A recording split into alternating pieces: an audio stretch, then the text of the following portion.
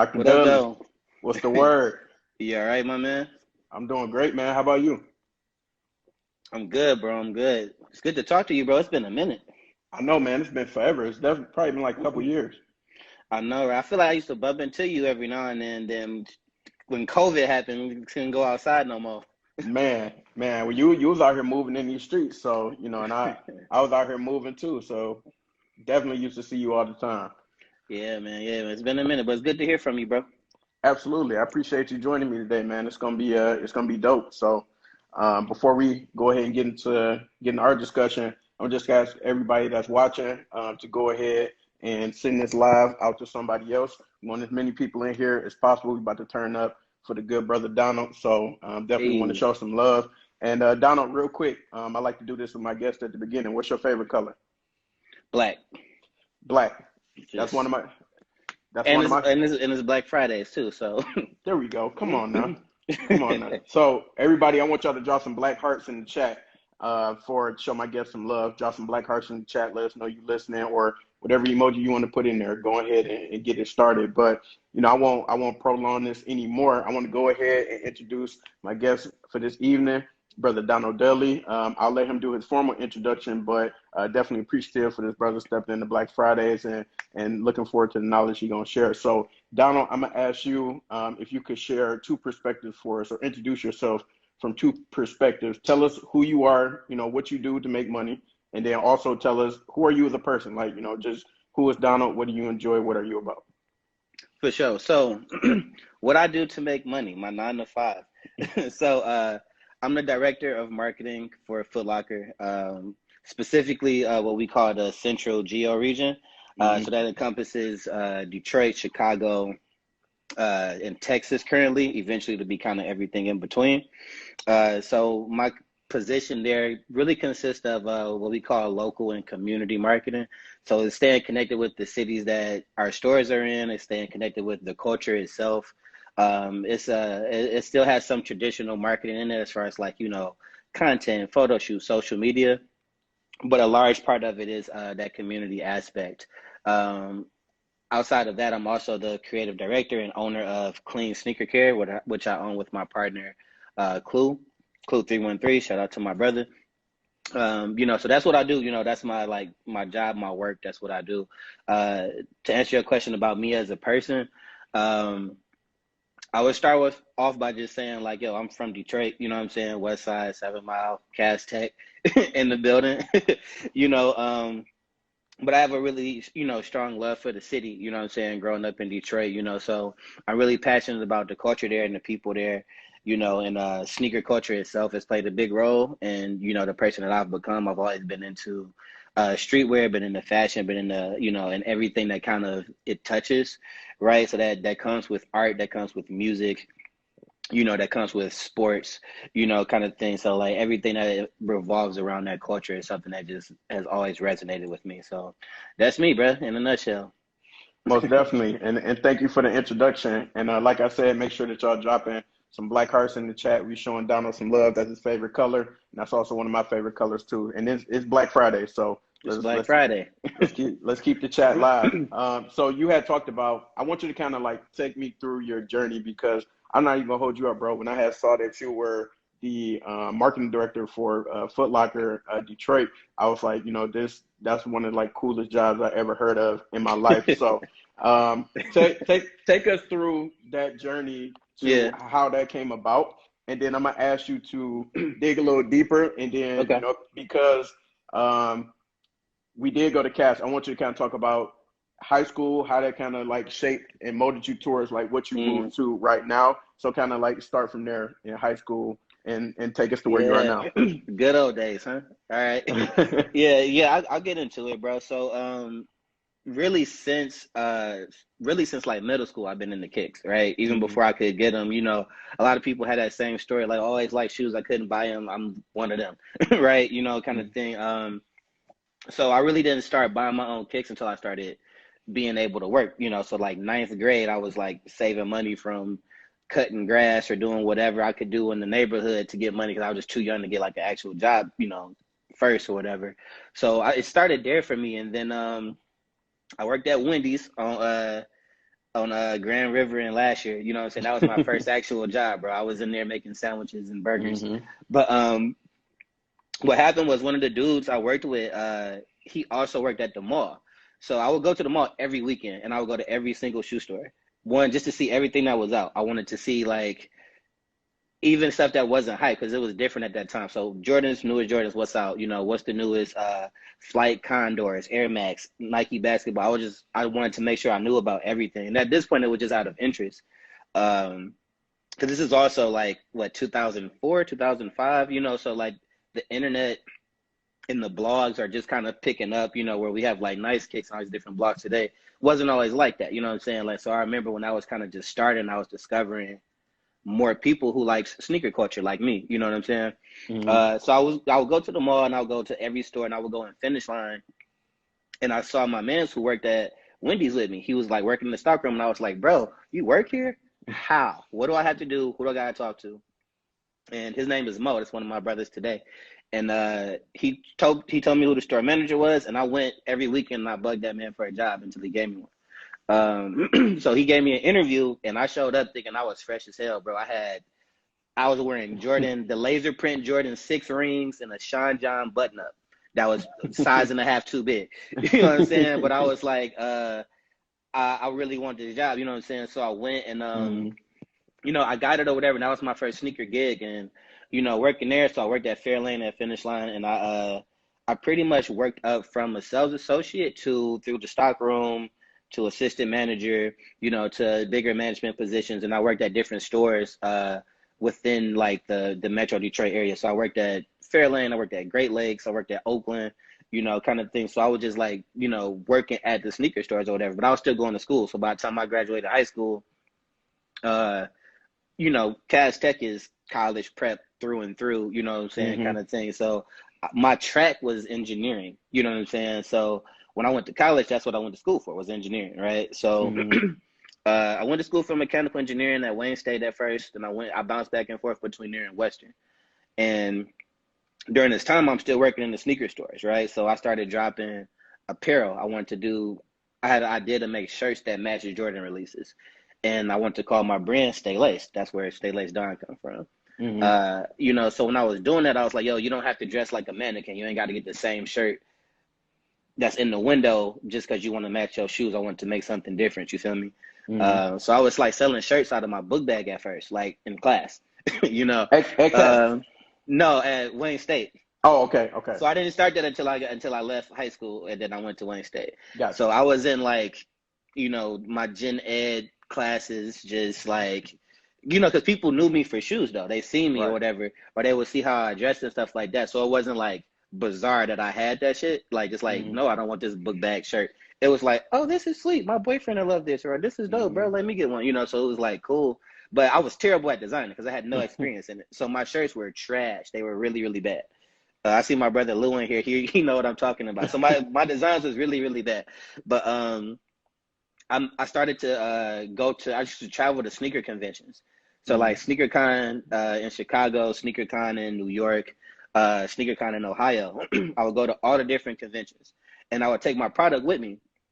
And I met different people while I was there, like people who were really big in like the graphic T-shirt industry at the time, like Bobby Fresh, like Original Roughneck. They all were brands that made sneaker shirts. You know what I'm saying? So I was like, yo, this is dope. I need to become a better designer, right? So I switched my major from engineering to graphic design.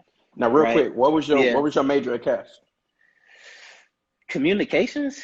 Okay. I think it's what they put me in. Like, because kind of the same realm. Yeah, you know, it was community. I had to take a lot of like, what's it called? Not speech, but like debate or something like that. I had to take like those kind of classes there, and I did not do well in them. But I was good at math and science. But I was in AP physics and all of that. You know what I'm saying, kind of thing. So I was good on that tip. So when I went to school for engineering, I was doing good. Like I was on the dean's list and all that. But I didn't like what I was doing. You know what I'm saying? I was like, I'm doing all this cool shit on nights and weekends. You know what I'm saying? But I'm spending my days in class, or I'm spending my days, because I never graduated college. So when I was going to school for that, I was like, yo, I was in a class when I was still in engineering called plastics. And the whole concept of the class was that I was supposed to be able to identify any item made out of plastic and tell you whether it was high density polyethylene or whatever the chemical composition of it was. And I was like, why the fuck do I want to know that? For what I was really interested in, you know what I'm saying? And people would Yeah. tell me like, yo, this is the most lucrative industry. Like, you're going to make so much money and all of this. And I thought about it. I was like, no diss to, that industry. But I was like, I wouldn't be happy doing that for 40 years or, the next X amount of years of my career. You know what I'm saying? So I was like, I'm not, so I basically, when I got that mentality, I got closer and closer to doing more design driven practices. So I was at Western at the time. I started taking art classes at the Kalamazoo Institute of Art so I could learn how to draw better.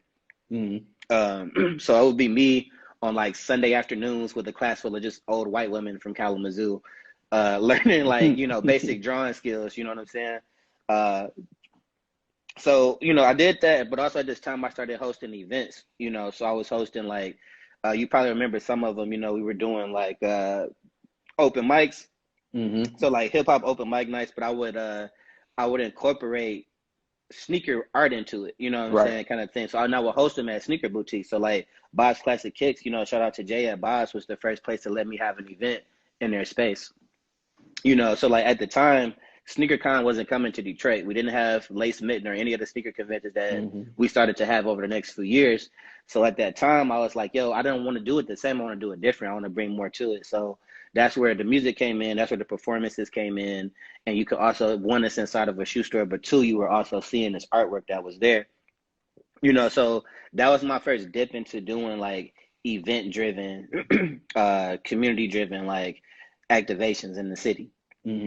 So rocking out at Bob's, we got a really good response to it. We moved from there to the Baltimore Gallery. So that's because it got bigger. We were filling out Bob's, you feel me? So like we needed to go somewhere else. And I like the setup of the Baltimore Gallery because it's like you walked in, it was a separate space. We could have the artwork in here that's crazy. It's a kitchen. We can sell our drinks in the back room. We can have music, you know what I'm saying? So we had some of the most lit, most traffic driven, most like some of my hugest events were, at the Baltimore, you know what I'm saying? Hold on, so first. RIP. No, I was just gonna say RIP to the Baltimore, man. Some legendary events went down in there. Yeah, and it's it's been a part of the culture for so long that it's like, man, it's weird to not have it. You know what I'm saying? Right now, like so much talent, so much Detroit talent has come through there. You know what I'm saying? Like even before it was Baltimore, when it was Untitled, Bottega or whatever. You know what I'm saying? Like it's been, it was it was the spot, bro. You know what I'm saying? But yeah, much love to them. Like Phil, my brother, man, he let me do so many events there. You know what I'm saying? Like I legit would not have been able to do what I do today without those venues allowing me to, just try shit. You know what I'm saying? Like in those spaces, you know what I'm saying? Exactly. But, and I guess like to kind of shorten the story, that eventually became my resume. You know what I'm saying? So like what I realized that sometimes we don't give ourselves enough credit in what we do. You know what I'm saying? So I'm hosting these events, you know what I'm saying? I'm doing these different things. I didn't realize like, oh, this like copy and pasted email that I'm sending out to these media outlets, like, bro, that's a press release. You know what I'm saying? Like, yo, this concept and ideation that you're doing to get people out here, that's field marketing. You know what I'm saying? Kind of thing. So it's like all of these things that you just do kind of as an entrepreneur that you're figuring out yourself are like what people pay money to. Those are positions in corporate settings. We just don't always know what they're called because we just doing it because we know how to get it out the mud. That's how we get down. You know what I'm saying? So like I said, like I worked through those positions and then I still have my 9 to 5 and we were having these different events and doing things in the city, product and stuff like that. Then eventually Clue and I founded what at that time was called Fuar, which is now what we call Wins brand, which was like when we dropped by Detroit Wins merchants through that. Then that's also where Clean ended up coming from.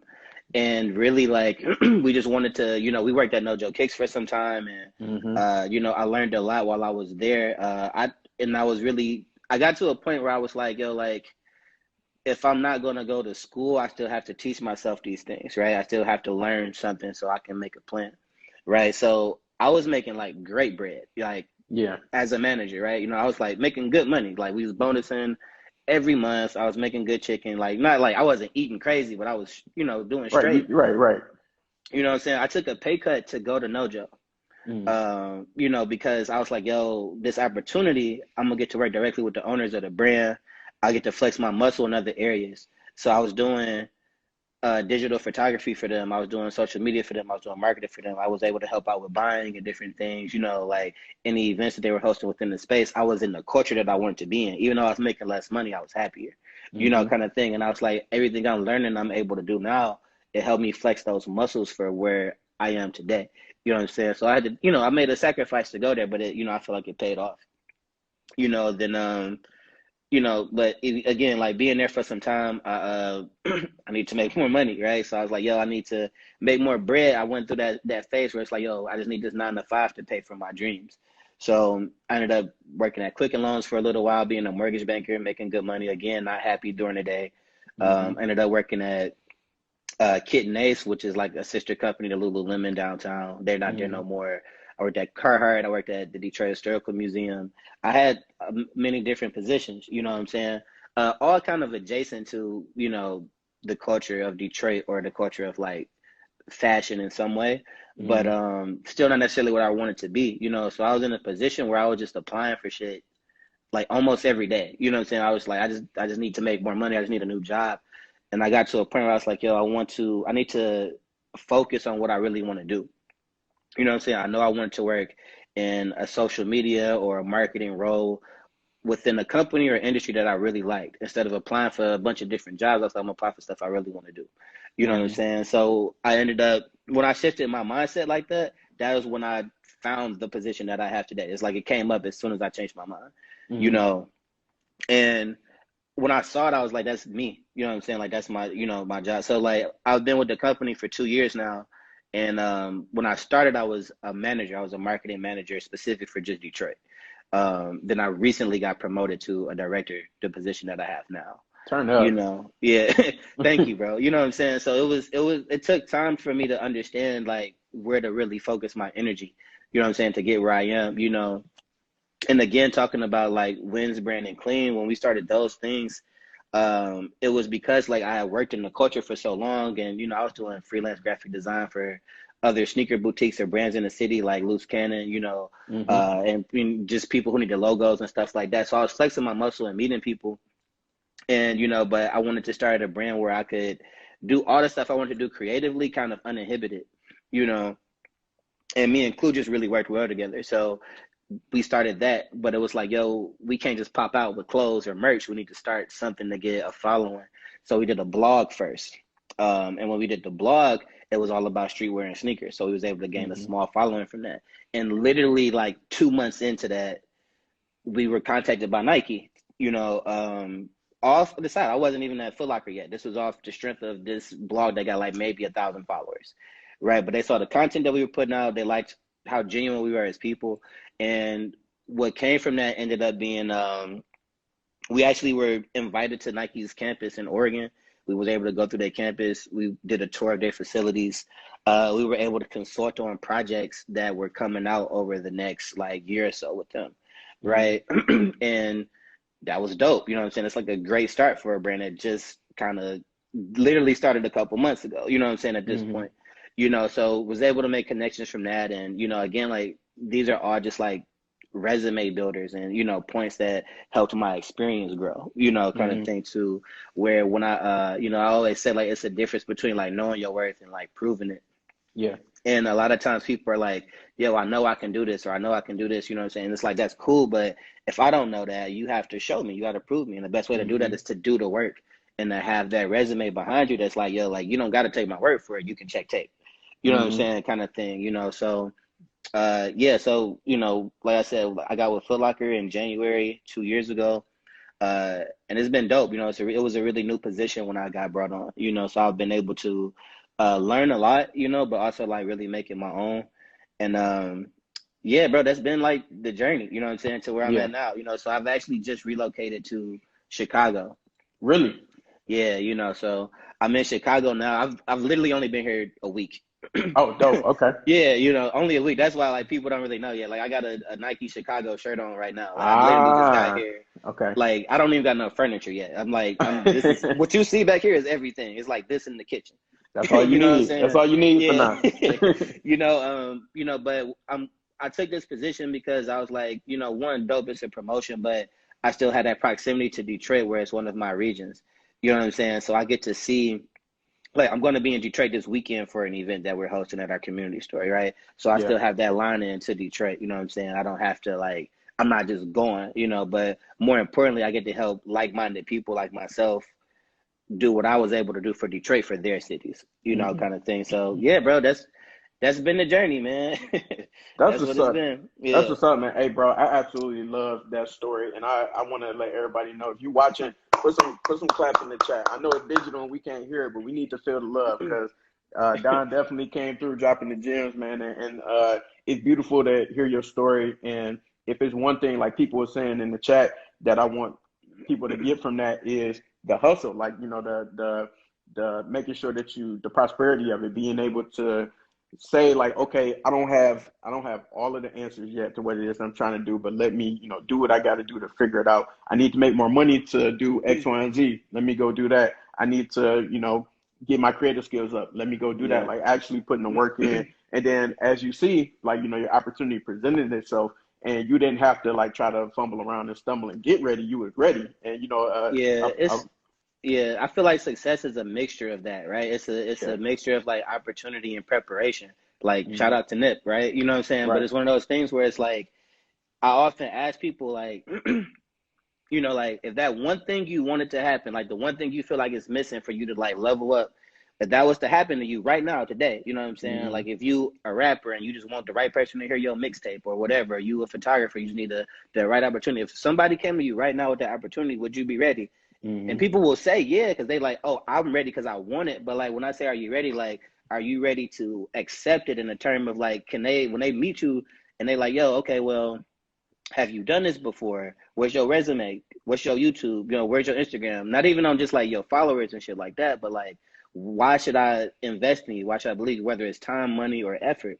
You know what I'm saying? Kind of thing. So it's like you can't just say like you're ready, you know what I'm saying? Like, are you prepared for it? So when that opportunity Hmm. comes, you are ready to accept it and move forward with it, kind of thing. So you got to do the work now, you know what I'm saying? And like today to Hmm. prepare you for those opportunities later because you don't know when they were going to come, you know what I'm Right. saying? Like literally, like I truly believe like if you are doing things from a place of passion and from a positive place, good things will happen to you. But like I didn't apply for this job that I got promoted to. You know what I'm saying? Hmm. Like they called me and was like, "Do you want this?" They didn't even put it up on the website for Right. other people to apply. They was like, "You would be good for this if you want it." You know what I'm Hmm. saying? Not as a flex. I was surprised. I was like, "Shit." You know what I'm saying? Like, damn. You know what I'm saying? But it's a result of like people seeing the work that I put in. You Hmm. know what I'm saying? So yeah, bro, it's a mixture of that opportunity, but it's also being prepared for it. Yeah, most definitely. And shout out to that hustle, man. And then continuing on with that topic of the hustle. So you wear a few different hats. So that's the Foot Locker gig that you got. That's one thing. And it's dope that you were able to Yeah, work your passion that way. But then tell us about the businesses that you own with your partner, they funny in the chat. man. uh, yeah, so Wynn's brand is apparel. So it's I wouldn't necessarily say a clothing line, because our intention isn't to just like always have clothes whenever. The idea really is for us to create a product that we want to see in the market. You know what I'm saying? Like yo, like just being really intentional with the designs that we put out, the quality of what we put out. So it might be once a month, it might be every quarter. It won't be super regular, but the idea is that like whenever we have inspiration to drop some apparel, because Clue and I are both really into streetwear, we're able to do that. Yeah. The concept of Wynn's brand is celebrating the journey just as much as the wins, Hmm. right? So it's like, I think as, entrepreneurs and creators, we don't always appreciate the journey of where that we're on. And as a result, we only look at all that. I'm not really happy until I make it. Always kind of chasing that feeling, which is cool. You know what I'm saying? You should always be hungry and ambitious, but you still got to celebrate those small wins along the way that's getting you there. and enjoy your life along the way. Right. And that's really the concept of that brand. So a lot of the product that we put out so far has been Detroit wins, obviously as an ode to the city that we from. But that's the whole concept with wins, So we're dropping something for Black History Month. Check that out. You know what I'm saying? It's probably going to be a collection of hoodies. It's still kind of cool out. It's supposed to snow and shit. But but that's wins. But clean came about. One, we're both big sneakerheads and have always just taken care of our shoes. And Clue approached me one day and he was like, "Bro, I want to start cleaning shoes like professionally, like as a business." He was like, something that one that we can fall back on, that we can grow, and it's also something that I can do with my hands and I feel really confident about. I don't like cleaning shoes. Me neither. Other people's shoes, but I clean mine, right? You know what I'm saying? But I'm like, I rock with this. It's a good idea. It's a proven model. It's been done in other cities. I'm like, dope. I was like, yo, like, let's come together and brand it the way that we do everything else. Let's give it our unique aesthetic that we do everything else. So the name of the brand is just Clean Sneaker Care, all capitalized. Our color is a variant of infrared, which is like one of my favorite Jordan colors, kind of thing. So it's like a really hyper pink. And that brand, we pretty much are just like a mobile sneaker cleaning service. So you can DM us, you can put in an inquiry through the page, you can bring your kicks to us, and we'll bring them back to life, you know what I'm saying, kind of thing. So right now we're doing a few different services, from light cleans to deep cleans, different materials, whether it's that Yeezy net material, whether it's suede, whether it's leather, we get them back together. But that's no more, no less what that brand is about, But the concept really is just like, we have a trusted name within sneaker culture. So the idea is that it's like, yo, we treat your kicks just like we treat our own. You know what I'm saying? So it's like, you go get them back the way I would want my shoes to look, Right. kind of thing. So it's that trust behind the name, because it's like, that we've been doing this for so long. But those are the brands, bro. Those are the brands. But also with wins, we're able to do like creative direction. Right, so we produce content for other brands. So if it's like, yo, we need to send you some product, we try to do it within the realm of what we actually rock with or care about. So if it's just like, oh, like I want you to promote our, I don't know, some shit that we would never use. You know what I'm saying? Like, it's like, no, like I feel like you do better when you're passionate about something, or that you actually use it. So like one of our clients is a sneaker cleaner brand, kind of thing. So it's like, we legit use this, so it makes sense. It's organic, kind of thing. But yeah, bro, those are the brands. Those are the so with Clean, Clue is more on the operation side of the business, so he handles the legit cleaning, the customer service kind of aspect, the consumer facing part of it. I do like our back end stuff, so it's like our product ordering, our website. We both kind of finesse our social media together right now, but that's no more or less that brand. You know what I'm saying? So it is a lot of hats, but the cool part is they're all within what I'm passionate about. So it's like, we all have our days, but it doesn't feel like work when I'm doing it. It's like, bro, I like what I'm doing. I'm good. Right. And then Clue, if you're still watching, can you drop the handles for both of those, for wins, and then also for Clean, so that people can make sure they go and follow those. Or if anybody else is watching who has those handles, go ahead and drop those. And I wanted to ask, so you wear three different hats, primarily right now. And then ain't no telling what other hustles you got going on, because I know you making a lot of money. But could you kind of take me through like your daily routine? Like, what does a normal day look like for you? So I wake up hungover every morning. No, I'm playing. No, I honestly, like, my mornings have usually been like really frantic, because I'm one of those people who, like, my mind never kind of stops. I'm very like, I need to do this, need to do this, need to do this. So like, from the moment I wake up, I'm like, so I've been doing my goal has been to be better at making my morning a morning. Right. And what I mean by that is like, yo, like, I pretty much start my like work day at like 8. So I get up around like 6, 7 if I'm sleeping in. I guess you could call that sleeping in. But but that's so I can like get up, I can shower, I can like chill for a minute and like reset before I get into the day. Mm-hmm. So that's how I start. And then the first thing I do every morning, like after the like normal kind of like routine, is I just make a list of everything I need to do that day. And then I prioritize it with like a star and like a check. This is like my code that works for me. And I Mm-hmm. separate my list into like my businesses. Like, so it's like Foot Locker, I have to do this and this and this and this and this and this today. You know what I'm saying? Clean, I Mm-hmm. need to do this, this, and this today. Um, Follow up on this, do whatever. And I write it out. I don't like type it on my computer, I don't type it in my phone. I write it out. So I can like spend more time being intentional with what I'm prioritizing my time with, right? So I'm like, oh, okay, if I'm writing this down, it must be really important, Mm-hmm. kind of thing. Because how often do you like write things nowadays, right? Right. But then also like it's something mentally about like crossing off something from your list that like it's rewarding. It's like, bitch. But so like, that's how I started. And then like from there I just dive in, you know what I'm saying? I just dive in, and I just go, you know what I'm saying, from there. And I just like I try to schedule my week in a way to where it's like the top of the week is heavier, but the end of the week I try to keep my Thursday, Friday open. So like any like extra shit that comes along, I can throw on those days. Yeah. Like, oh, a call I wasn't planning on, a meeting I wasn't planning on, or like I just need to catch up. You know what I'm saying? I got a couple of days where I can do that before the weekend hits, kind of thing. So like that's pretty much it. And then like as far as like the rest of the day, it it varies a lot. So some days are like paperwork heavy. Like I'm planning for an event. I got a bunch of vendors I'm hiring. I got contracts I got to go through and invoices I got Mm-hmm. to go through. Some days are like today. um, I got home like an hour ago, like right before the call started.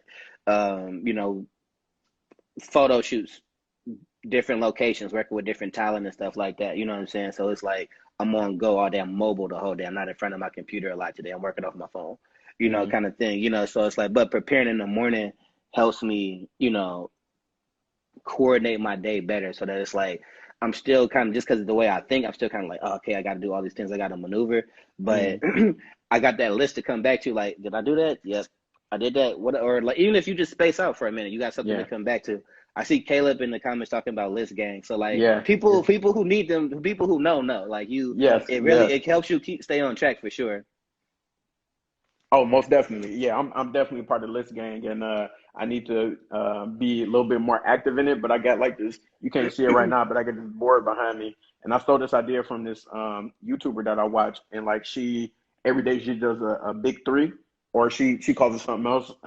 But I got like a big three, and then it's a dry erase board, and it's like Yeah. these three things got to get done, and then I got an extra one, and I call that overtime, and then that's like, okay, this is like not as important, but you should still do this today. Or that might be like my one Oh, fun activity that I should do for the day.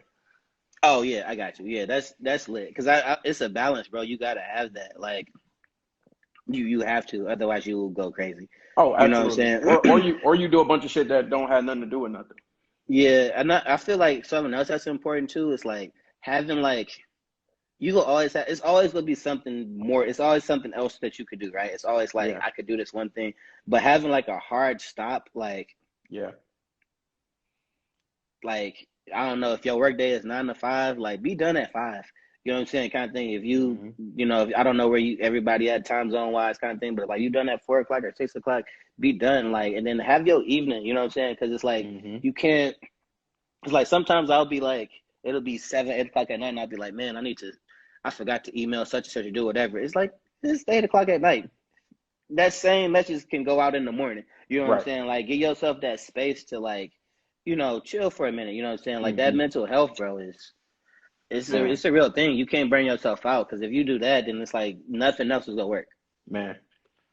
And kind of to that point, one question I want to ask you is like, so you still kind of like your profession, it lends itself to like moving and shaking and being in different places at different times. What has it been like for you personally, like working during this COVID time? Because a lot of things shut down, not as many people can be Yeah. together. I know you're working like you do some production stuff as well, so of course Yeah. that people got to be together for that. So like, what does that look like for you in this pandemic? Yeah. So yeah, bro. for my job to like our businesses, everything shifted a lot, just like it did for a lot of people, you know. So like a big part of my marketing role was events. It was Mm-hmm. activations, driving traffic, driving people to the store, groups of people, hundreds of people. Um, and obviously that changed dramatically, you know, capacity limits, social distancing. So a lot of what I do has shifted to digital, you know, like how can we virtually create this experience? But then also like some things you just can't do digitally, but you can do distanced, right? You know, so Right. like a large part of what we would do at Foot Locker is, like I would say, like community themed events, you know, so like back to school drive, you know, food drives for like holiday season, turkey drives, groceries. So what we did with our store on 8 Mile and Kelly Art, which was our community store on the east Mm-hmm. side, we just switched everything we was doing to drive up. So it was like, yo, like even if the kids, some of them going back to school, some of them still at home, they still need school supplies, right? You know, Mm-hmm. so we had partnered with Chandler Park Academy over there. They like a block away from our store. Yep. They got like, I forget the number, but it was around like 2,000 something kids in their district. We copped 2,000 book bags and filled them with school supplies, right? And Mm-hmm. all the families had to do was drive up. We set up tents outside, tables outside. We let them drive up. Oh, cool. You know what I'm saying? Like, here go your book bag, here go your school supplies. You good. They drive off. It's Mm-hmm. contactless. They don't got to stop. They don't got to gather. They don't got to get out the car. You know, Yep. so it's being innovative. You know what I'm saying? How can we do Mm-hmm. that? You know, so a lot of things we've been doing have switched to virtual or like pick up and bounce, you know. Yeah. And Yeah. it's been really successful because people appreciate it. Because some people still want to get out. Some people are like, I don't want to leave the house at all if I don't have to. And it's all Right. understandable.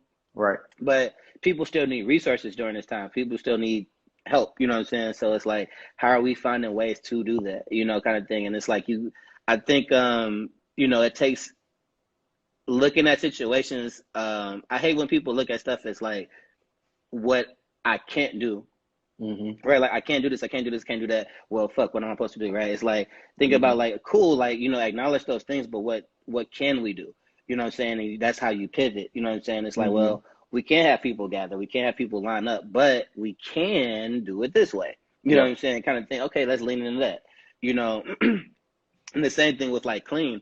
Our service with Clean was already mobile, right? Yeah. So it was like it was already pull up, drop off. You wasn't sitting there. It wasn't a lot of that. You know what I'm saying? But what we did get hit hard with was summertime. So in the Mm-hmm. summertime we would do pop ups, and that was a really big driver. Not even just for money, but it was a big driver for new customers. You know what I'm saying? Right. Like we would do a discounted rate for our cleaners, but we would do Mm-hmm. pop ups in like just places where you would expect like crispy niggas to go, right? Like Right. Right. barbershops, sneaker boutiques, some retail spots. You know what I'm saying? Mm-hmm. And if the weather was nice, we would set up outside. So we'd be on the sidewalk. Out, we got our chair, we clean the sneakers on the sidewalk. You would just walk past like, oh, look at this, or like, oh, that's great, you know, and like come back later with their shoes or get their shoes on their feet cleaned or whatever. So we got a lot of new customers doing that. But summertime when it got like real heavy, when we started taking COVID seriously, you know, kind of thing, it was like all those businesses closed, right? You know what I'm saying, temporarily, or some of them unfortunately just closed. You know what I'm saying? So it was like we weren't able to do our pop-up tour this summer. Mm-hmm. You know, so that was like I said, like a really big driver of our traffic to our brand and our website. So that was unfortunate. But we were already also in the mix of acquiring a space. You Yeah. know what I'm saying? Kind of thing. So now it's still been slowed down a little bit with COVID, but I'm thinking in February we're actually going to have our first. It's not going to be a consumer facing space, but it's going to be a workspace for us, and it's going to Dope. be a consistent drop off location for customers. So if Dope. it's like, yo, you don't have to schedule a pickup time with Clue or meet him somewhere. It's like, yo, you can pull up to this location at this time frame, you know, Monday through Friday, and drop your kicks off, get them cleaned, and we'll give them back to you, you know, kind of thing. So that's going to increase business for us, you know what I'm saying? And it's still COVID friendly because it's still drive up, drop off. You skate, we hit you when they done. You know Right. what I'm saying, kind of thing. So, yeah, bro, it's like, you know, it's been tough for us, just like everybody else, but I feel like it's a game where, you got to figure out how to pivot and still maneuver Mm, within it. You know what I'm saying? And it's not gonna always be easy. You know what I'm saying? But it is one of those things where it's like you have to be innovative. You know what I'm saying? You have to be mm, thoughtful. You know what I'm saying? You got to be careful, and you got to use the resources that's in front of you. You know what I'm saying? Like this phone, social media, the internet is so you can reach so many people with what you do. You know what I'm saying? man. You gotta really get behind it. So that's how it's Mm, impacted us. You know what I'm saying? But like we rolling with mm. the punches and making it work. For sure. And yeah, you gotta, I think somebody had said, I think Diddy had said this, and some people took offense to it, but Diddy. uh some people took offense to it, but he didn't. I don't think he meant it like that.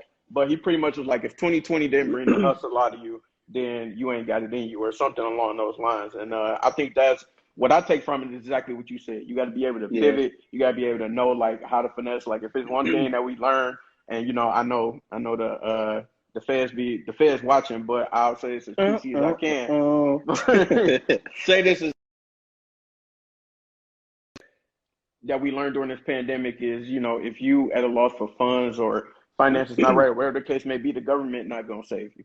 And they're not your friend in that regard. So and I think Jeezy has said this too in a completely separate interview that you damn near got to be an entrepreneur nowadays to be able to keep like you got to own something or have some type of side hustle to keep your money right and keep your finances in order. So Facts. that's what I took away from you kind of being able to say how y'all was able to pivot, be innovative, and then keep the ball rolling. So definitely hope somebody can find some encouragement Yeah. with that. So on that, the only thing so I don't like when people blame social media for shit. When they be like, the way Yeah, social media is, blah, blah, blah. Then people forget, like, this is an app. You can delete it. It's how you interact with it, and it's the people you interact with. But exactly. the only thing I don't like about, like, the celebrity uh kind of, like, influence to, like, business and entrepreneurship is that I feel like it's very dismissive of most people's situations, right? Fact. So I've Fact. seen all of those posts when the pandemic started of like, yo, oh, I've seen that post, if this don't make you Hmm. hustle, nothing will. I've seen all of that. But you got to remember, like, some people lost everything, you know what I'm Fact. saying? Like, Fact. and then like just the mental health part of this is like, yo, like, what the fuck is going on? I can't go Hmm. outside. I can't do shit. You know what I'm saying? There's a lot of people who are affected by this differently. You know what I'm saying? Hmm. And I think like if you're I don't know how everybody's religious things are, but if you feel like you're blessed or you're fortunate or lucky, whatever you want to call it, enough to like still have a job right now, to still be Yeah. having income right now, Yeah. and you're making enough money to invest it into something, sweet. Right. You know what I'm saying? But when you think about people who lost their jobs completely, or you think about people who are living check to check, it's not easy to invest if you can't even save. Exactly. I think like, and that might be for another Black Friday when we talk about finances. But like it's levels. It's like it's and not to make excuses for anybody, but Right. it's levels. You know what I'm saying? It's like you literally have to be at a certain level of income to even consider saving. Because what is Hmm. disposable income if you live in check to check? Facts. Big You know facts. what I'm saying? So there's a lot to consider, when it comes to those things. So I think if you are, like I said, if you're fortunate enough to be able to do those things, great. If you're fortunate enough to understand finances and money and business in a way, and you can help some other people, that's great too. You know what I'm saying? But I Hmm. think when it comes to motivation or speaking or post or whatever, I think you have Hmm. to consider everybody else. And I get it. Some people are like, oh, I made it off the muscle. I made it out the dirt. You can too. Hmm. But like I said, it's also a mixture of opportunity and preparation. You know what I'm saying? Right. Kind of thing. It's a mixture of both. You know what I'm saying? Kind of thing. So it's like, it's kind of weird for me when people like be like, oh, it's your fault if you ain't making money in the pandemic. You know what I'm True. saying? It's True. like, Yeah. everybody can't buy Bitcoin. Everybody ain't got bread to just like buy shares Right. of stock right now. You know what I'm Right. saying? Like, it's, like, you definitely got to maneuver and position yourself, but it's Hmm. not the same for everybody. And the other side of that coin, to more so to what you're saying, is somebody had said, you know, um, just making it through the pandemic or making it through 2020 in itself, like that's for some people Facts. that's enough. Like the fact that you even survive with everything that's going on, like that is literally enough. So forget all Yeah, the man. LLC Twitter and all that type of stuff. Like if you just was able to make it and you're still breathing in 2021, that's Yeah. that should be good enough. And for the time being, Absolutely, and I agree with everything you said, brother. So we gonna bring the mood back up now. It's time for my favorite part of the show, All uh, right, all right. Freestyle Friday. So I want I'm everybody to not about to do. rap. Come on, man. You promised me you was gonna drop I'm some not about bars. to rap. If my brother Lewis still in here, he can spit some bars. I'm not about to rap. I'm messing with you. I'm messing with All right, for sure. And so what I want everybody to do is put Freestyle Friday in the chat, and then also I want y'all to participate as well and answer these questions. I only got two rules to Freestyle Fridays. You got to answer every question, and you got to answer honestly. That's it. So I'm ready whenever you're ready. Wait, I'm supposed to just like drop the question in? Oh no, I'm sorry, my bad, my fault. Let me explain a little bit better. So I'm gonna ask you a series of questions. They're completely random. They all Okay, pertain to you. They're all about you, so you can't get them wrong. So okay. that's Freestyle Friday. It's like a rapid fire thing, like bang, bang, Yeah, bang. yeah. Oh shit. Okay, I've been drinking, but let's get it. Fuck No, I think you got it. it. All right. So listen, you got you gotta eat 100 McNuggets under 30 minutes. Who are you calling to help you eat that 100 nuggets? Vince, my brother Vince in the chat. I feel like we would literally do that, like 100%. For Like sure. I'm about to say a celebrity name. If I had to say like a celebrity name, I feel like I would pick like Currency or somebody who smoke, who Okay. will had the munchies already, and they'll be like, bro, like, like, oh, you only ordered 100, or something like that. You know what I'm saying? Yeah. Like, Yeah.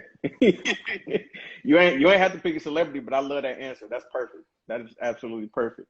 All right, so because your brother from the D, Castech, CT, uh, yes, sir. you pull up to the Coney. I need to know what you order at the window.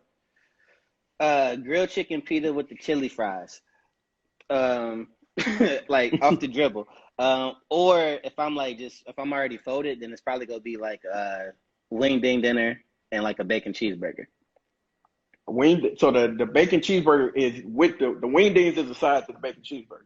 Oh, bro, it's a wrap. Yeah, like when Okay, I'm like okay. I eat a lot. Like I'm big Don now. Like this is the big version of me. I was much smaller than this. Like after this call, I'm about to go fuck some shit up. But For sure.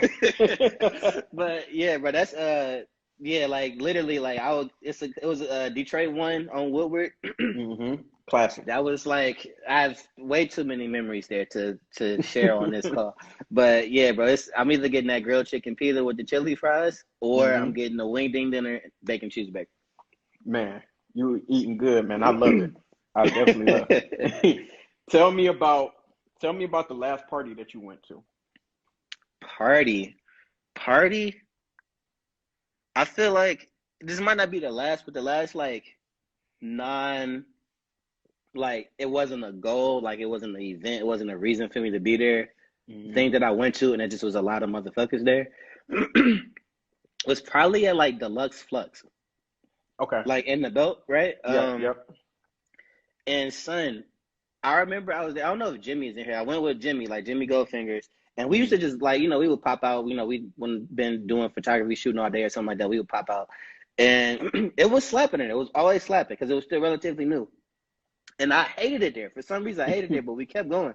And we was there one night, and I was just like, no, we was on the way there. And I texted him, I was like, bro, I'm not going there no more. Like, as we were on the way. He's like, wow. I was like, every time I'm there, my shoes are sticking to the floor. And I Yes. was like, they don't even make their drinks. They pre-made. It's a little thing back there. Man. They go pour it in there. And I was like, and it's dark and it's stank. I don't want to go Yes. no more. And I haven't been to a party since, not even just because of COVID. Yeah, that definitely helped. But like, bro, I was like, some pre-COVID party. That was the last thing I went to, and I was like, son, I'm done. I'm good. I went around the corner to what's it called? I forget what it's on the corner of John R. and Woodward. Queens Bar? Not Queens. Around the corner from there, it's called Wood something something. But it's just like whiskey parlor. It's like just whiskey, and Okay. it's just chill. It's never more than like 5 people in there. Like 5 white people in there, but then Okay. but it's just a bar. You know what I'm saying? You can go in there, get your drink, you can chill. The food is decent, and you can go on about your night. That's like the last time. That's where I went. They all went to Okay. Flux, and I was like, I'll be around Yeah. the corner when y'all leave, son. I'm about to Yeah. go get me a drink. I'm with you 1,000% on that. I went to Flux 2 times, and then I was like, I don't have to come back here. It felt like it's like a rave in there, like the way the lights is. Yes. Music not lit. They not playing. Woodward They not Pub. playing Well, our music. no, not Woodward Pub. I see Caleb said Woodward Pub. It's called, I forgot something, but it's not Woodward Pub. It's directly across the street from Lululemon, though. Oh, Um, I know what you're talking about now. I know exactly what yeah, you're talking it's about. real Yeah, chill. You never see a lot of people there. It's real chill. yeah, Even for it to be on Woodward, it's super chill. You know what I'm saying? right. But it's yeah, it's right there on that corner across the street from Lulu. Okay. All right. Last party that you went to. All right. Now you got to give us something off of your bucket list. I really would like to do a shoe surgeon class, Mm, which that might be a weird bucket list thing if you not it's not whiskey disco. Did he say whiskey disco? yeah. Can you mute Caleb? Mute Caleb. Whiskey disco. Uh no. um so like if you're not familiar with shoe surgeon, but he like is his classes are pretty expensive. It's like a few bands on top of you having to travel to I think he in Cali, maybe New York, but I think he in Cali. Hmm. But you go through a class of like making your own shoe, right? And you start with a base. They do like Jordan ones often, and they help you deconstruct it, add your own materials to it, add your own colors to it, whatever your laces, whatever you're doing, you really are building a shoe back up from scratch. Um, and I would love to do that class. You know what I'm saying? I would love to go out there and do that. You know what I'm saying? It's something I really want to do. That's just the most popular one that I know of. Okay.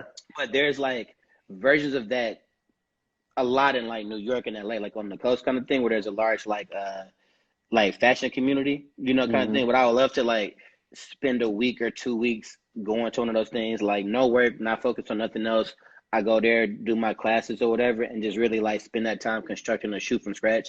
Whether it's like a model that like an Air Force One or a Jordan one that's already made, or some of the ones that are more like bespoke and where you're just making like a completely new one.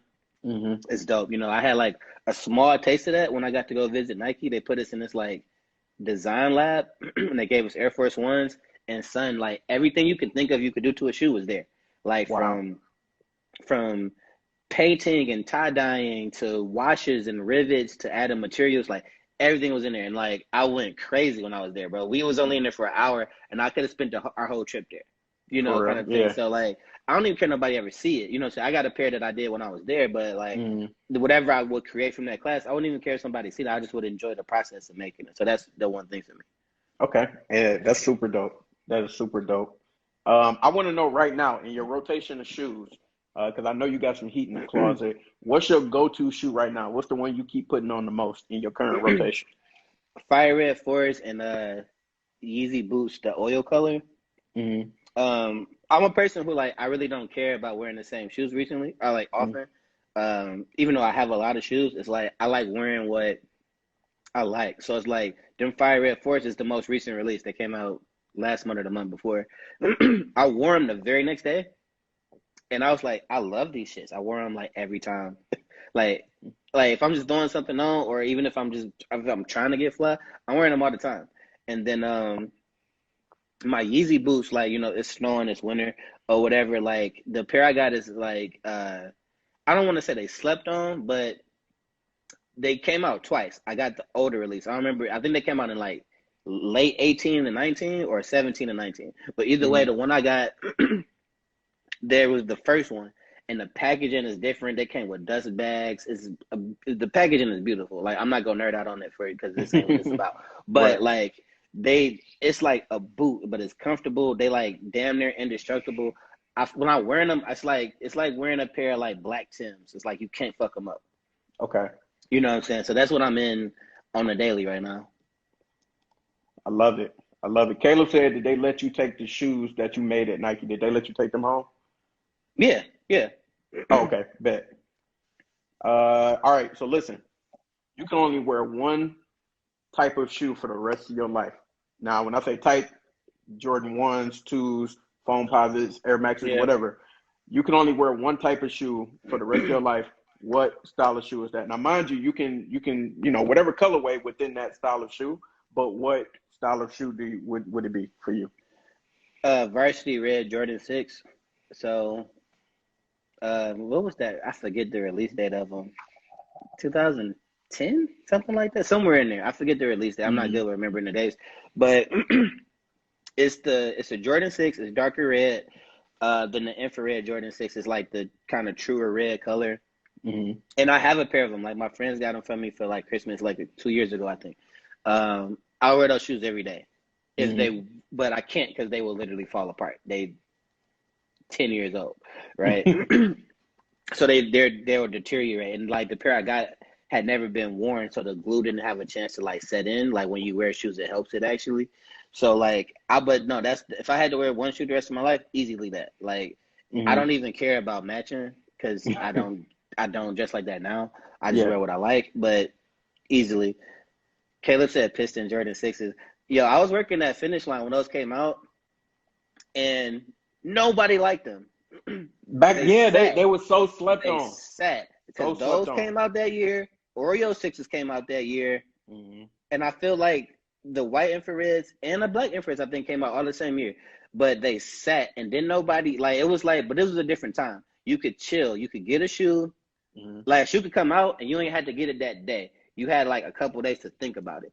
You know what I'm Mm-hmm. saying? Before you had to get it. But I remember the Piston 6s, and that's a pickup that I wish I would have got. Because I thought they was ugly as fuck then.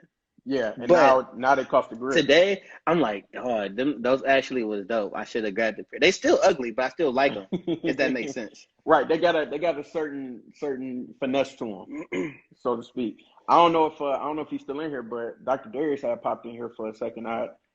So shout out to Dr. Darius if you're still watching Dr. Detroit Radio. What up, My though? dog, my dog. What up? Somebody asked you what's the perfect shoes for sport. Do you have any advice for them? So, because I worked in shoe stores for so long, I'm a endless like like pot of knowledge for that. But not to be a dick, it depends on the sport that you're playing, Okay. right? So if it's like you're looking for running shoes, you hooping, you playing soccer, it's different. So it really depends. Mm-hmm. But if you're just saying in general, like a cross trainer, like something I can do everything in, like work out and do whatever, you know what I'm saying? Like you need to look at shoes that are made for cross training because they're literally made with the intention of you being able to go to the gym. Because like you low key supposed to have like different shoes for like almost not every workout, but like almost everything. So you go to the gym and run on the treadmill, you're not supposed to wear the same shoes you would do, dead press or whatever Mm, with. You know what I'm yeah. saying? So, but cross trainer shoes were made specifically with the intention of like you don't have to take 3 different shoes with you to the gym. It was Right. like, yo, this is for you to be able to do everything. Yeah. So it Right. depends on what you're talking about. Like Hirachis, for example, that Carlos said, yeah, you know what I'm Okay. saying. So as an example, that's one of the shoes. You know, Okay. All right. So we gonna keep on going with Freestyle Friday. What's the most random job you ever had? I worked at a museum. um, I was yes, it's random as shit. I can tell by your face, right? So I was but it was still relevant, but it was random. So I was the Yeah. manager of retail for the Detroit Historical Museum. Oh, dope. So I managed the location on Woodward and across the street from the DIA, that like the Detroit Historical Museum there, and also the Dawson Great Lakes Museum on Belle Isle. Hmm. So all of the associates, the retail space within that, and some of the marketing, I was over, you know what I'm saying, for that, you know what I'm saying, which was super random, but actually it was kind of dope, more dope than I thought it was going to be, because I was privy to Midtown Inc.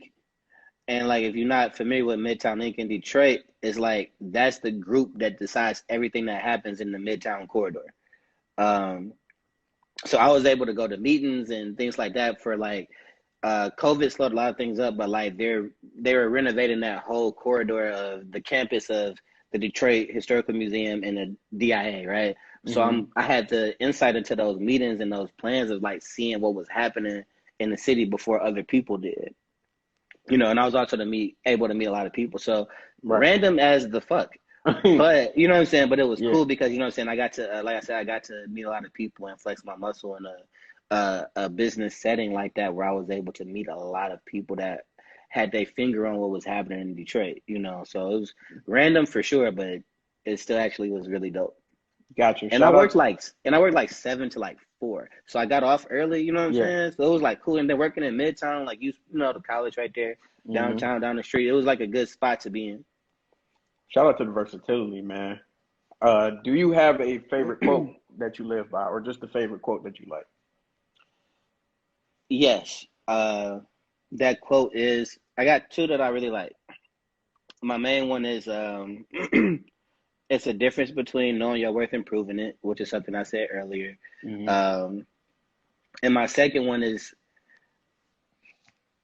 the way that I say it to other people is that niggas don't owe you shit, but I usually say it in a more blanket setting is people don't owe you shit. But I like those a lot because they both to me mean like you gotta find and make your own way. And if you are fortunate to have resources along the way to tap into, great. You know what I'm saying? But nobody owes you a job, nobody owes you an opportunity. You know what I'm saying? You have to earn those things, you have to go out and get them. You know, kind of thing like that. So it's acknowledging, you know, that dope camaraderie of the people in your life who support you, but also like, yo, like you got to get it on your own sometimes, and you have to be there to support yourself because nobody's gonna believe in you the way that you do, and nobody's gonna stand behind you the way that you do. And also, people are more willing to work with you or support you when they see you supporting yourself.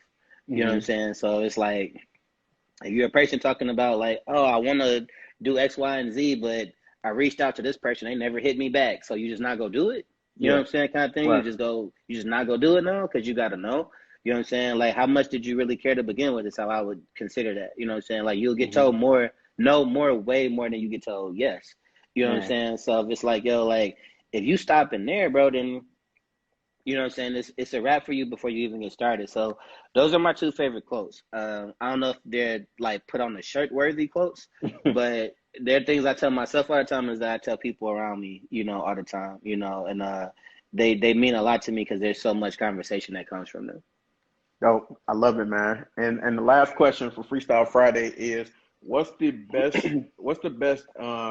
thing, drip, shoes, whatever it is, what's the dopest thing that you got for free in any of your jobs? The dopest thing that I ever got for free, yeah, bro, like I feel like my mind immediately goes to touring Nike's campus, right? Like I can't compare that to any like product. I can't compare that to any like thing else because the experience of being there as like someone who was genuinely in the sneaker culture is like ridiculous. You know what I'm saying? So like, you know, when we were there for a little under a week. I think we was there for 4, maybe 5 days. You know what I'm saying? And, you know, they treated us to like, you know, food and everything like that, you know, but just being on that campus and like meeting people, you know, like I was able to meet designers who design all the shit that we wear today, the Air Max, the Nikes, the Jordans that we wear today. We were able to meet, and there's a black designer behind a lot of that shit that a lot of people don't know. I forget his name. I think his last name is Wilson. But either way, like that experience is something I'll never forget. You know what I'm saying? Kind of thing, especially for what I'm passionate about. You know, so being in that environment and earning that experience just off the strength of like who I was and what I was doing, like you didn't have to kiss no ass, didn't have to like be something that you weren't. You know what I'm saying? Like I was afforded that opportunity just off the strength of like, yeah, this is a dope and genuine person within this culture. Let's get him out here and let's see what's popping, you know. And all the people that went with us were just like that too. You know what I'm saying? So I feel like it's not a tangible item, you know, kind of thing, but that experience is something that I feel like is up there for me, you know, in regard to something that I'll never forget. You know what I'm saying? I'll always be appreciative for. Phenomenal. Hey, can we get let's get some claps, let's get some cheers, let's get the chat going, because you successfully passed Freestyle Friday. I didn't have any doubt in my mind that you would. So shout out to you for making it through. I thought you was gonna try to make me rap, bro. I was like, wait, this wasn't in the email, bro. Like, where did this come from? Oh, just a little razzle dazzle here and there, but appreciate you for answering those questions, and I got a few more kind of going back to the business side of it. So you know, we got some more time. We good. Oh yeah, turn up. A little more time. For sure. So in the essence of Black Friday, being able to spotlight different Black professionals, Black businesses, and stuff like that. Why do you feel like it's important to support Black business? So, Black culture in general is the driving force for so many industries, right? So you can't talk about music, you can't talk about art, you can't talk about fashion, you can't talk about sports, You can't talk about many industries without understanding how Black culture has influenced or shaped them in some way. Mm-hmm. Now, there's a lot of businesses that monetize what we do, you know what I'm saying, and take advantage of our culture. But that's why it's important to support those Black businesses, right? So that we can be in those positions, excuse me, so we can be in those positions to open those doors for people coming up behind us, right? So if for no other reason, that's why it's important. It's like, yeah, it's great to put some money in a Black business's pocket today, but it means so much more, you know, on the back end. Now, having said that, I'm very tough on Black businesses. I'm very hard on Black businesses, and people sometimes give me shit for it. But that's only because I want us to go harder, right? Mm-hmm. And I know the potential of our people. And like, literally just from like the places I've been in and the positions I've been in for the last few years, uh, I've realized what people can do when they just have the resources. I've seen what people can do when they just have like the budget to do it, right? I'm an example of that. It's like when we were talking about some of my events from earlier, it was like, son, like I was doing shit off like a couple $100s from my pocket. And we Facts. had the turnouts that you saw. Mm-hmm. Like I saw Laura in the chat earlier. Me and Laura threw was probably like the largest art exhibit the Car Mm-hmm. Center in Detroit has ever had. You know what I'm saying? We had a turnout of over 500 people on our opening night. It was the first art exhibition, purely art exhibition I had co-curated, you know, kind of thing.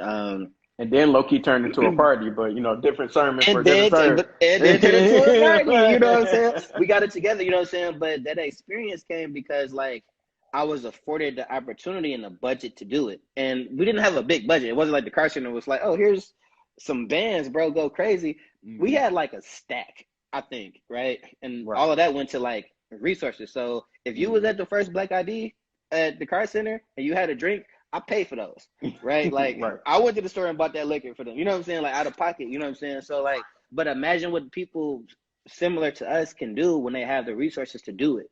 You Mm-hmm. know, kind of thing. So that's why it's important to support Black businesses because like we're only seeing like a tip of the iceberg of what they're capable of and what they can do. You know what I'm saying?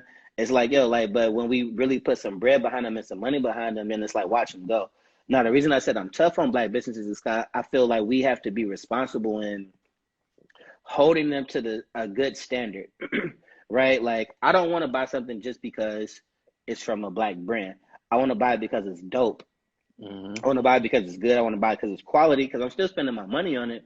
And the fact that it's from a Black business should be like an addition to that. It should be like, and I'm supporting a Black business. Hell yeah. You know what I'm Mm-hmm. saying? It shouldn't be like, oh, I'm gonna get this just because it's my cousin's, whatever, you know, kind of thing. It should be like, yo, like, there's some real intention behind this. You know what I'm saying? They're doing a good job at it.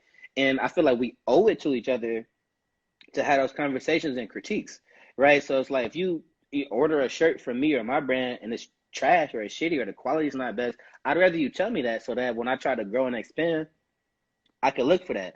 You know what I'm saying? Mm-hmm. I can create some quality control behind it. I'm not gonna continue putting out something terrible or just not up to standard. And we wouldn't accept that from anywhere else. You know what I'm saying? Kind of thing. You think about your favorite hole in the wall hood restaurant, the food be good, but it's like a shitty building or whatever, right? You know what I'm saying? A lot of that is due to circumstances, right? It's like, yo, Right. like they might not Right. have the same money that another business have to renovate a whole building, you know, kind of thing. And we could talk about access to grants and small business loans. We could talk about that when we do the finance version of Black Fridays. Right. But you know, my point being is that the little things like yo, like that Skittle has been on the back of that chair since I was 10 years old. Y'all just not trying. Yeah. You know what I'm saying? Kind of thing. It's like that's a difference, you know. So like being intentional with what you putting out, and then it's like I see people who like complain about not being taken serious as a business on social media, like oh people always asking me for a discount or they doing this or doing that. Like people only go do what you allow them to. So if Facts. you're not conducting your business in a business like fashion, they're not going to approach you like that. Mm-hmm. These same people aren't DMing whatever fucking business and saying the same shit. They're doing that to you because of how you maneuver. So think Mm-hmm. about the little stuff. So it's like, do you have a menu or a list of your services or whatever it is on your website and it looks crispy and professional, or did you write it out in the notes app and screenshot it? Mm-hmm. You know, kind of thing. It's just like, well, if you're not taking this shit seriously, how can you expect me to?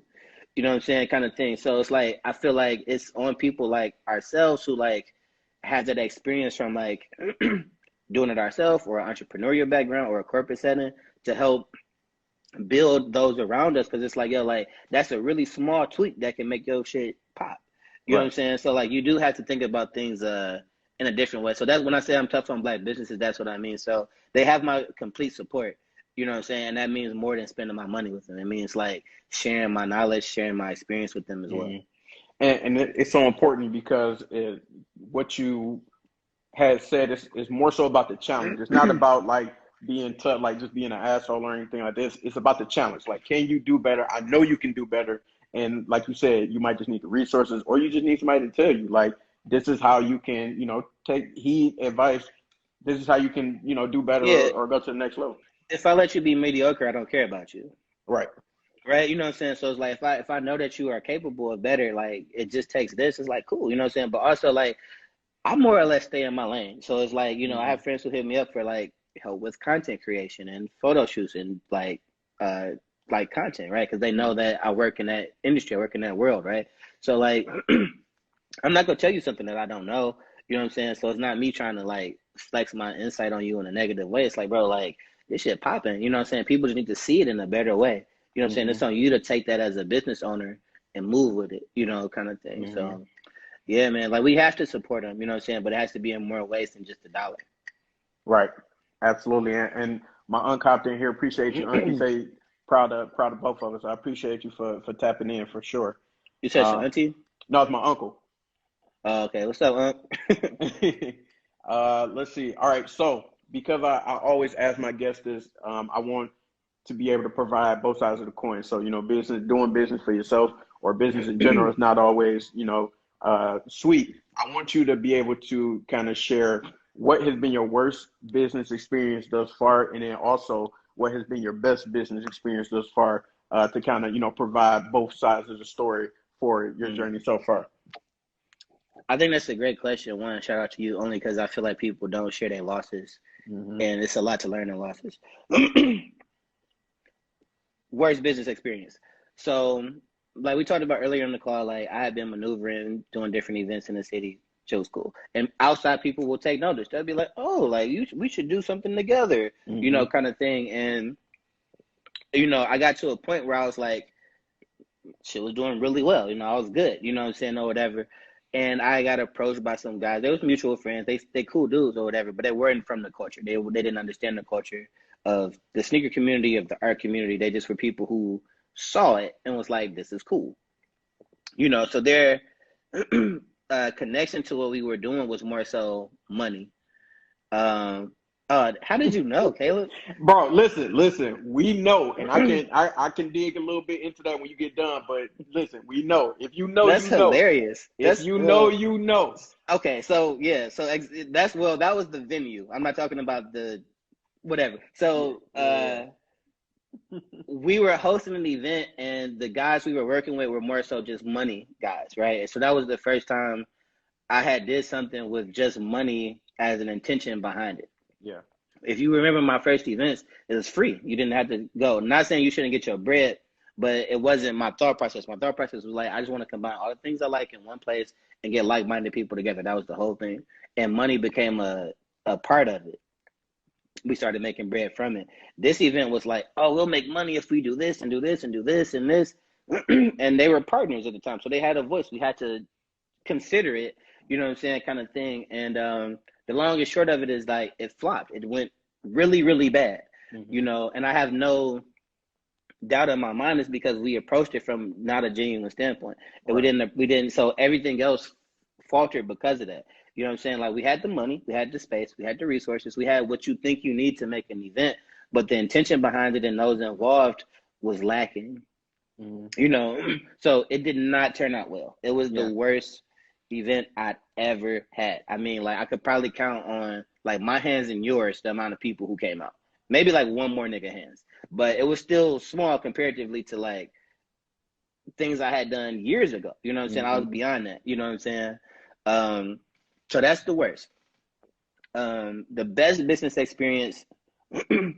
I have a lot of good ones, but I'll just give a recent one.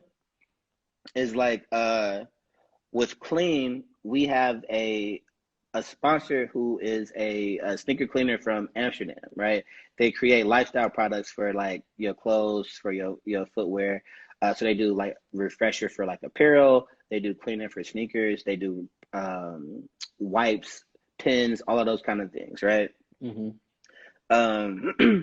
We landed them as a client solely off the strength of us, putting out dope content. They DM'd us, like their owner, like DM'd us, right? Hit us up. It was like, yo, like the content y'all put together is dope. What y'all put out is crazy. You know, we would love to like collaborate on something. Let's figure out what we can do together, right? You know, we start talking, we start, going back and forth. Long story short, now we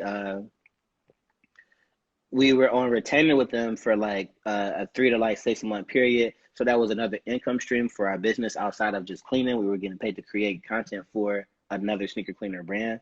Mm-hmm. On top of that, they also provided us with free cleaner, which for a sneaker cleaning company, that's one of your biggest costs, right? So like we don't have to buy shoe cleaner no more.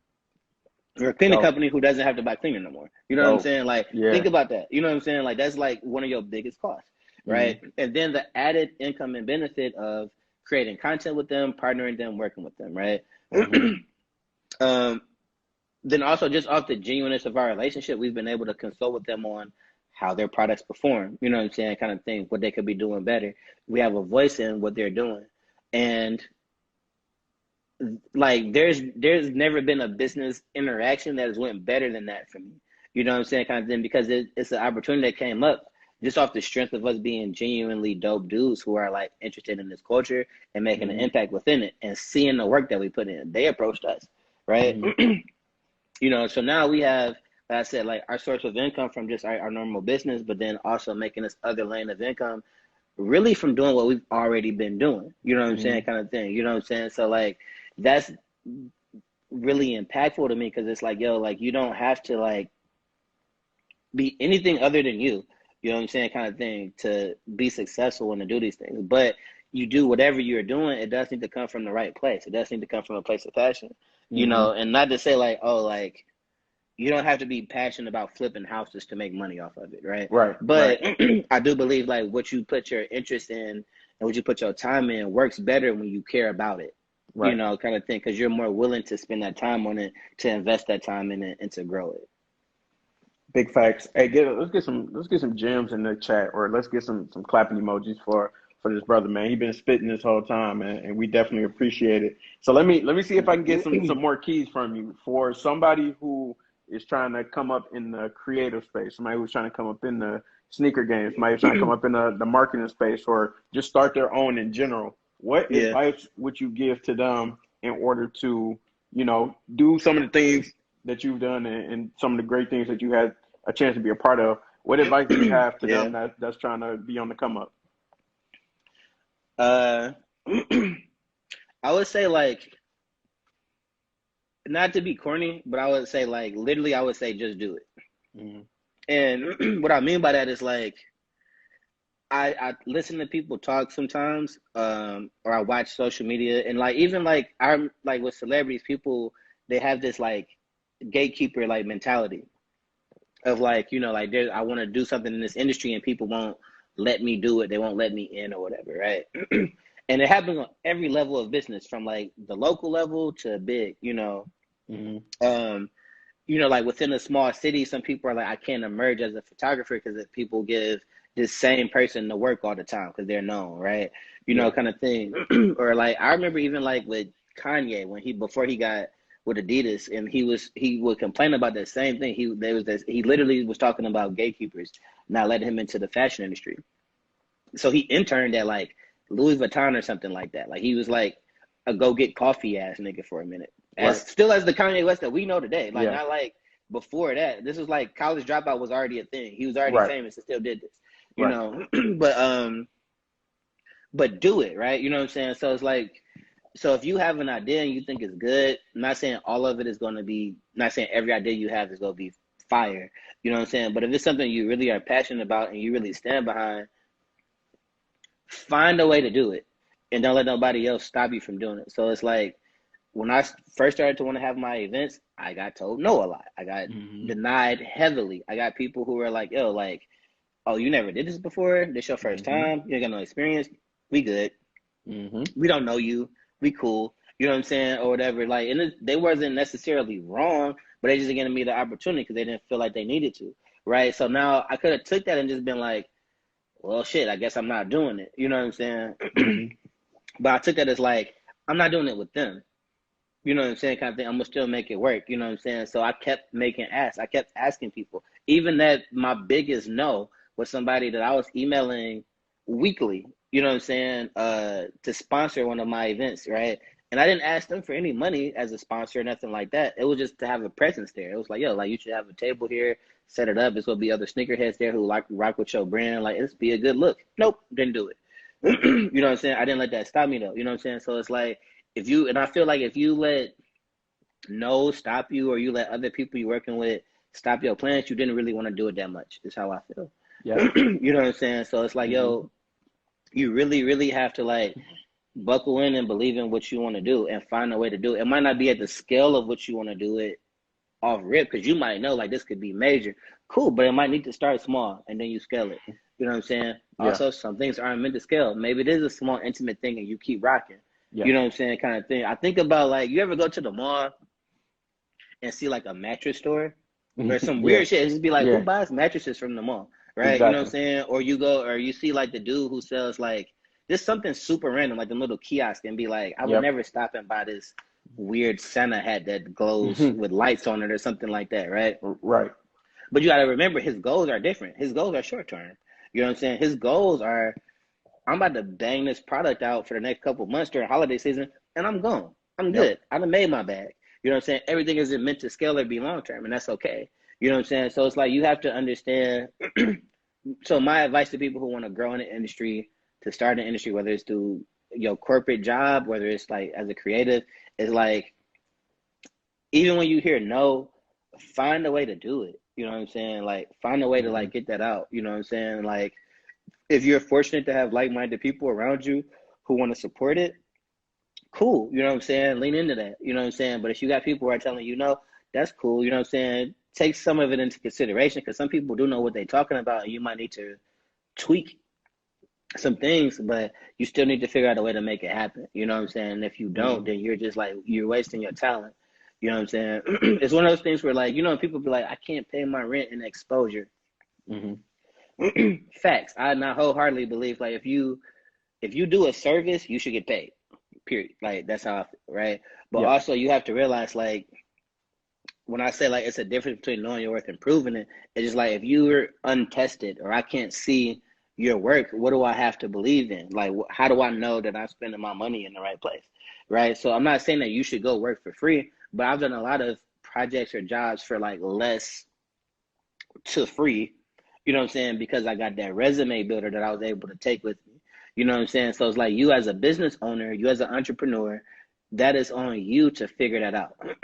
The opportunities that you take are just important as the ones that you don't, right? So if it's like, yo, you know, like if you're a photographer and you charge $1,000 for a photo shoot and somebody's like, I only got 5, you can either go on social media and make a rant about how people try to undercut you, or you could, as a business owner, say like, well, you know what? I usually charge this price. I understand you have a lower budget of whatever the cost is. If I was to shoot for you, I can give you these deliverables. Right. So it might not be 50 crispy ass pictures or whatever the fuck. It might be like 2. You know what I'm saying, or whatever. But that's your opportunity as a business owner to pivot. And if they not, or that's also your opportunity to be like, you know what? I usually charge this much. I can't do this for this price. Thank you for thinking of me. If you have some other opportunities in the future, get at me. Yeah. Or you go on social media and complain about it. You know what I'm saying? Kind of thing, because that's definitely going to get you more customers, right? So my thing is like, you have to think about things holistically when you're a business owner. You know what I'm saying? Yeah. You know, like I worked on a project last year for All-Star Weekend, and I approached this photographer to like, I needed like, it was a ridiculous ask for sure for the budget. Like I knew it off rip. I told him like, I'm being transparent with you, bro. This is the budget. This is what we got. And he told me, he was like, bro, for what you asking me, I legit will usually charge this. And it was like 2-3 times what I had, and I was Mm-hmm. like, oh, I'm not haggling, I'm not like trying to whatever, I'm telling you what we got. You know what I'm saying? But he was like, you know what? I really rock with what you're trying to do. I really fuck with you, you know what I'm saying, as a person, for being transparent. I can't give you all of that, but I can do this. You know what Yeah. I'm saying? Kind of thing. And we still got a lot of good content from that, you know what I'm saying? But it came from just being open and genuine about it. So my point with that is like, yo, like, yes, you cannot go to your landlord and say, like, hey, I have some exposure.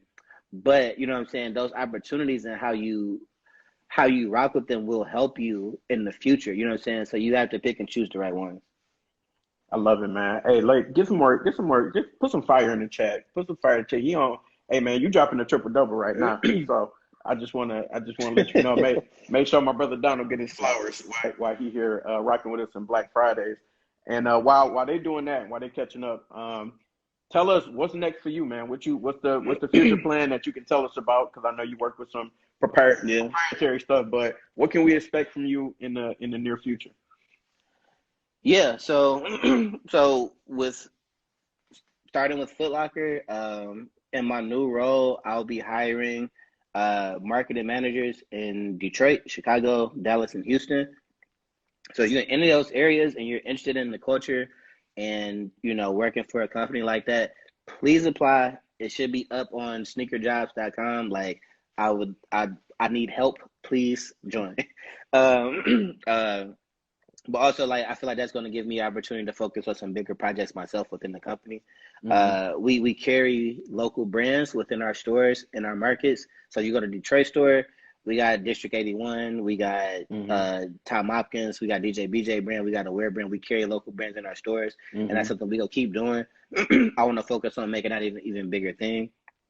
I want to make some of our stores into regular pickups for groceries. If you are a family in need that needs to go to a mobile pantry, whether it's because of COVID or whether it's just because having a tough time, I want to turn some of our stores into mobile pantries for people who need groceries.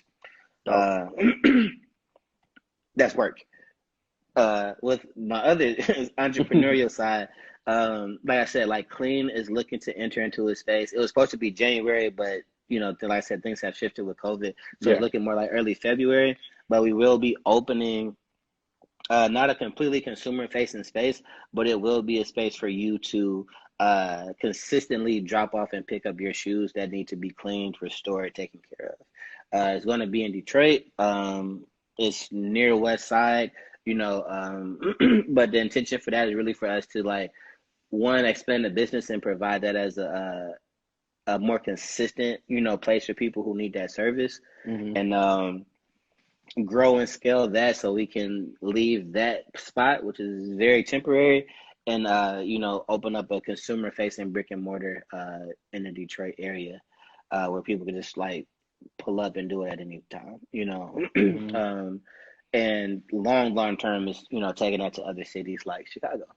Hmm. So that's what's coming up right now, man. Like I said, we dropping some merch for Black Friday. Not Black Friday. We this is Black Friday, but for Black History Month. Hmm. You know what I'm saying?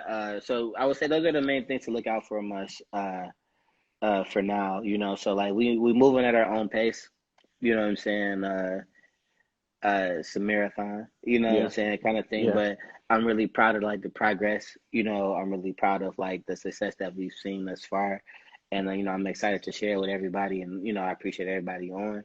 And also, bro, I appreciate you. You know what I'm saying? Like, not just for having me on, but like doing this, and like I watched a couple of the other ones you've had, and like it's dope that highlighting people, Black people in the culture in the professional setting that's doing their thing. You know what I'm saying? Like, we need more of that. So I appreciate you, bro. You know what I'm saying? So thank you. Hey, man, thank you, man. It's appreciate all the love, man, and more power to you and everything you got going on. Like I said, man, I've been watching you, make your moves over the years, bro. Ever since high school, and it's amazing to just see the journey and the progression, even from afar. And I know that you doing your thing and hustling. Like we talked earlier, used to always bump into you and like randomly, like downtown or at some event or whatever it was, Yeah. man. And I knew you was out there shaking and moving just like I was. So that was always dope to see people making moves in the city. And that's what this platform is about, man. Being able to showcase those people and Yeah. let other people learn from your experience. Because even though you're still doing your thing and climbing, and other people are still trying to figure out how to get started, or might be younger and not necessarily where you are. So that's Yeah. why love to be able to do this, man. And I always learn something too. So I appreciate you sharing your knowledge with us tonight for sure. Yeah, man. I feel like the greatest gift that you can ever share or give somebody is your knowledge and your experience. Yeah. So like if you're in a position where you can like share that with somebody, you can help somebody, do it. So whenever I get opportunities, it hasn't been as much because of COVID, to do a public speaking thing, to do a live, to do whatever, I Hmm. do it because whether like one person is there or 100 people are there, Hmm. as long as somebody is there to catch something from it, like Hmm. I think it's beneficial. You know what I'm saying? So I Hmm. appreciate the platform, bro. Absolutely. And give us your handles, man. Where can the people reach you? Where can the people go buy your stuff? Where can people, follow you for all your dope photos? And hey, y'all, his Yeah. Instagram lit. His Instagram lit. The aesthetics on there is crazy. So make sure y'all go follow Stay Lace Don. Yeah, for sure. So yeah, like Zell mentioned, like so stay lays down on Instagram. Definitely follow me, check it out or whatever. Like I share a lot of the work that I do with Foot Locker. I share a lot of what we do with Clean Sneaker Care. And you can just keep up with us there. In regard to clean, if you need your kicks taken care of, if you're in the Detroit market or even if you are outside of Detroit, we do take shipping orders. So follow us on Clean Sneaker Care. And our website is basically just cleansneakercare.com. And then with Wins, it's Wins brand on Instagram as well. So follow those platforms, like tap in with us. We always looking to work with new people, collaborate with people as well when it makes sense. And like I said, like we here for the city, what I'm saying? I'm excited to keep growing, man. So thank you. Most definitely. Make sure y'all follow the mission. Gave us a lot of great gems tonight, man. A lot of great quotables. And make sure you tapping in with him. Keep tapping in with Black Fridays. We'll be back next week with another episode. And hey, man, I know your time is money and that drink almost gone. So I'm going to let you go ahead and get back to the grind, man, and enjoy the evening and keep the ball rolling, brother. But I'm definitely tap in with you much sooner than later. So I appreciate you tonight, bro. For sure, bro. Thank you. All right, y'all. All right, my man. Take it easy.